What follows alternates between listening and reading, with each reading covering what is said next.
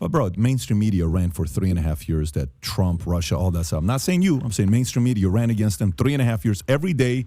This guy thought Russia got him elected. I mean, people that we know, smart guys. But brother, mainstream media hates progressives. They've destroyed our movement. I'm not. Am I saying we won the election? But I said to you, I said not you. I said not you. I said mainstream media. But my point is, Pat, you got to play the playing field. That's true for me. That's true for Trump. Sure. Right. So yes, mainstream media hates him. Yes, they did propaganda against him for 3.5 years. But that's the playing field, right? Totally get it. No, it's totally fine. They have the edge. Listen, Republicans, if they want to have that, go buy some media companies and compete directly. Yeah. Musk is buying Twitter. Great. Go at it. Play your game if you're going to do what you're going to do. Murdoch influences elections more than anyone else. Murdoch is right now more at a whole different place. He's not a Team Trump guy. Anymore, you know that, bro. He's not. But where I was going to this, the following. Okay. So the part for me that got confusing was the following. Okay. Do you remember during COVID, I had a lady named Judy Mikovits on who used to work with Fauci in 1980s with the AIDS thing. Oh, my God. It was like, boom, 2 million views taken down. Short clip, strike. What? Okay, let's interview this other guy. Boom, strike. Okay, all right. Boom, strike. They took like 40 of our videos down during COVID. And we kept doing the interviews, and we were not like, well, this is 5G. Remember the whole 5G thing? Like, that fizzled out very quickly. Everybody thought it was a 5G. But there was a community that was like, well, this is what's going on. Here's what they're doing. This is what they're doing. Okay, cool. You know, we're like, all right, let's kind of take a look at to see what's going on. Election claims. Yeah, this is what they did, the drop and okay.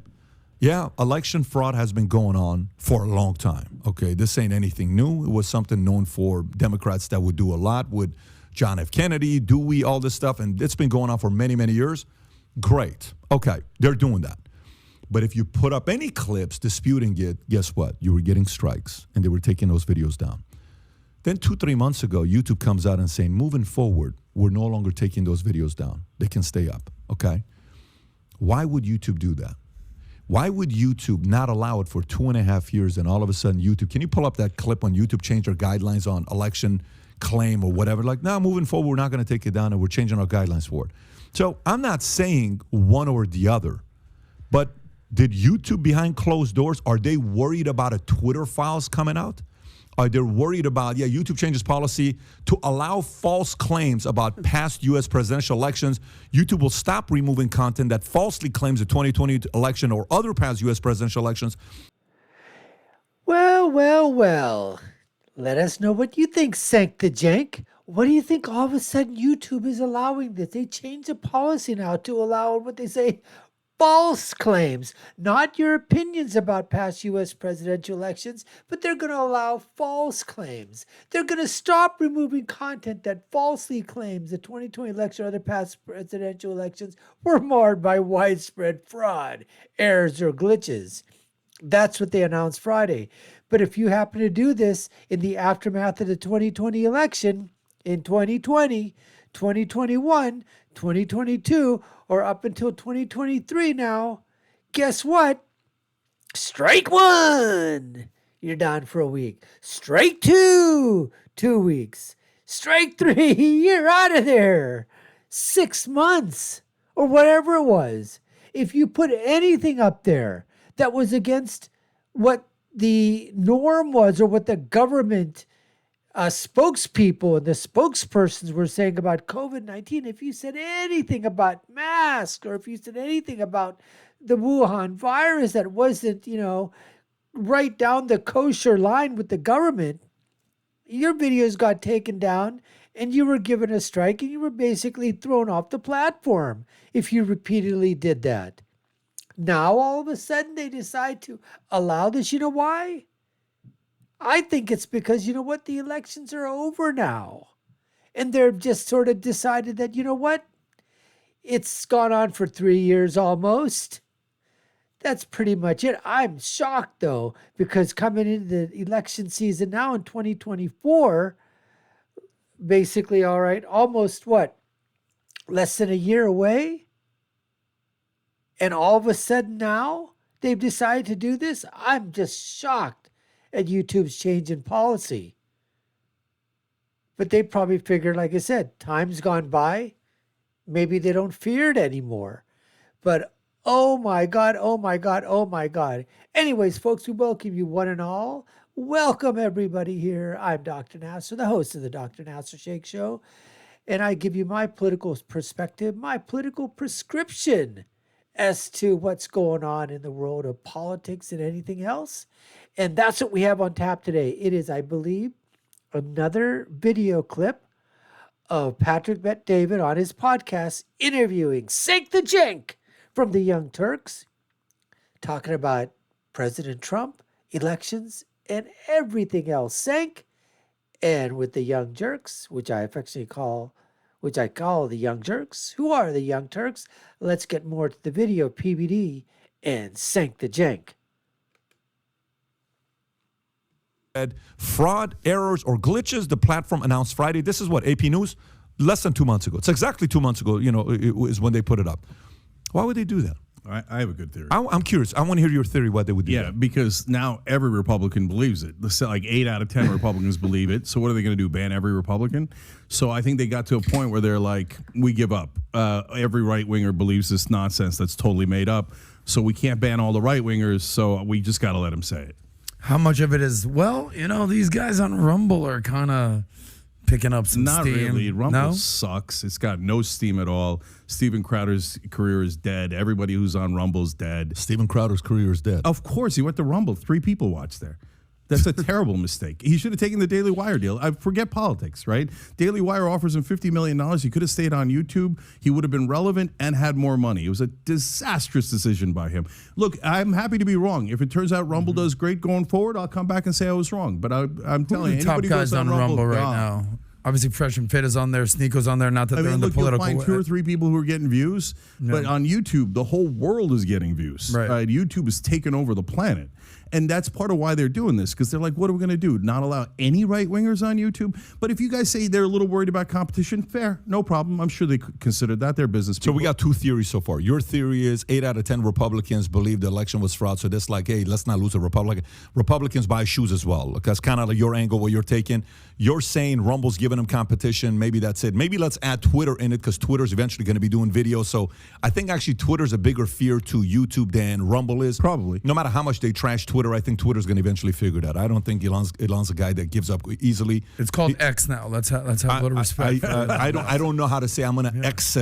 Go read my X. I just exceeded something. It's kind of weird, right? So, but we'll adjust to it. Yeah, we'll adjust to it. But to me, that was kind of weird when they did that. And my other theory was maybe, the whole, like I said earlier, Twitter files information came out. How many people on the Fauci side were, embarrassed on what's going on? Even Rand Paul came out here and announces official criminal referral. Fauci COVID is a lie. Page 11. I'll read this story here, Rob, if you want to pull it up. Senator Rand Paul made an official criminal referral to the Department of Justice accusing Dr. Anthony. Folks, this is all in good. I mean, here it is. Senator Rand Paul made an official criminal referral. I mean, this has absolutely no teeth. I mean, it's all well and good that we have House hearings. We've got Senate hearings. We've got people like Rand Paul and Ted Cruz, Marsha Blackburn. We've got people like Josh Hawley. It's all well and good that we have these senators and congressmen that are out there, and they put people on the hot seat for a couple of hours or a couple of days. And they ask them questions. They make them squirm a little bit, maybe. But in the long run, is a subpoena from the does that scare anybody? Does this scare these people? They know nothing's going to happen. They can lie. They can perjure themselves. Nothing happens. Nobody goes to jail. No one's taken to task. No criminal charges. Nothing's going to happen. They know there's no accountability whatsoever. For anybody that it does, there's no cover. You know what? You cover your ass. Basically, you don't even need to cover it. Just show it out in the open. I mean, literally. You tell me, when's anybody ever gone to jail for anything that they've done wrong? When they've skirted the law in Congress or they skirted the law in government in Washington, D.C.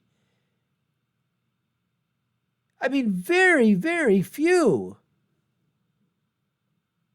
We're hearing this thing with Menendez because he had what, like $1 billion stuffed in his freezer, gold bars and everything. And even then, the first time when something like this happened, he got off. So the problem is that it's all bark, no bite. Nobody goes, there's no accountability, nothing. So with all this thing happening with, YouTube, if they found something, that there was some collusion or something was going on with Fossey, or the government said, hey, you know what? Shut those YouTube videos down. We don't want any dissenting voices. That if that comes out, emails going back and forth, it'll be a story for a while like it was for the Twitter files. Did anything really happen? Anything happen to those people from Twitter? They were shaking in their boots for maybe 24, 48 hours, but after it passed, it was probably just like, gas. Farts in the wind. Nothing happened. A little bit of a smell for a while, but in the end, got cleared up. And then, you know what? On with life. No accountability for anything.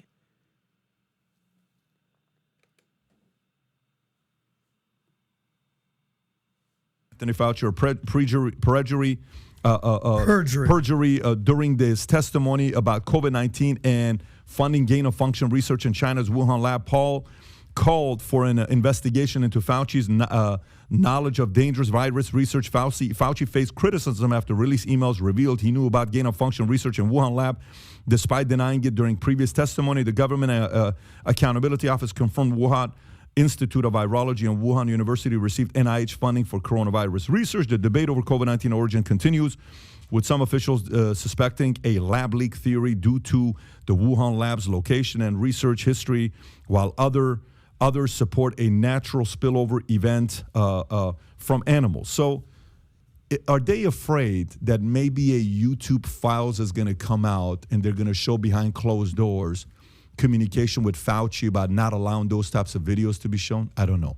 Are YouTube files going to come out, emails saying, hey, you can't let them show these clips about, what they're doing with the election and what happened to it, and those videos with this mules and all this stuff. You can't let those guys got to be taken down. This is creating too much momentum. Maybe.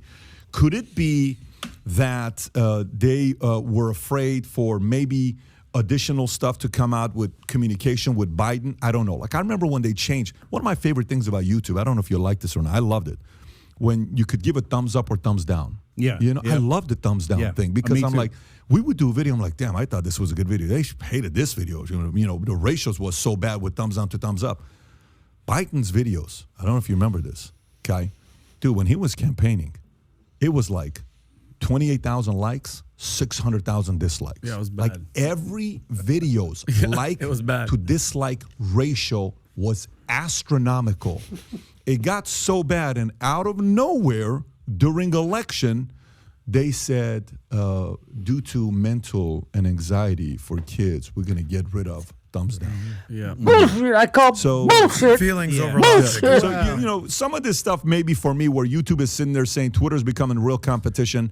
The last thing we want is the government to start investigating some of our emails and what we did, and what if this stuff leaks? Yeah, that could be a theory. And check, if we're going to talk about cheating, the FBI working with the White House, or just do to censor stories and don't put out, how many was it? 80% of voters or 75 were like, if we knew about the Hunter Biden laptop and what Biden, everything that's coming out right now, we wouldn't have voted for him. If we're going to talk about interference and cheating, the guy that's sitting in right now, and I know you're not a fan. Nope, I don't think anybody at this point is, but that is hands down cheating with the Department of Justice. And now it's like, nobody really cares. But I mean, look, you can make the same argument for if James Comey hadn't come out with the Anthony Weiner my laptop, God, Hillary Clinton was, right? unbelievable. And so did they rig the election in favor of Donald Trump the first time around? So there's a ton of factors that go into an election. In terms of YouTube, I think they mainly took it away for like political correctness / mental health reasons, et cetera. But I don't mean it for Biden. I mean it like kids these days are very upset if anyone does a thumbs down. Who cares? Right? They need. Oh, who cares about the children, the kids? We're worried about the kids and the children. Worried about those kids are going to be so upset about watching these videos. I mean, Biden's got all these dislikes. It's just going to hurt the children.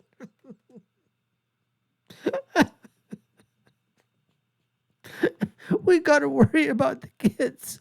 Oh my God, sank the Jenks' hearts going out to the children of the world, because there's a thumb that's going down, and that's going to put these kids into a freaking tizzy.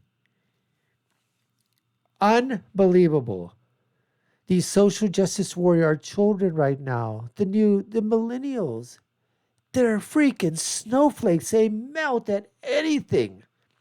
A thumb up, a thumb down. You know what? Their mental health is going to be affected. That. No, because they care about kids, because that's a huge part of their audience. But in terms of Biden, of course he gets 600,000 dislikes. Why?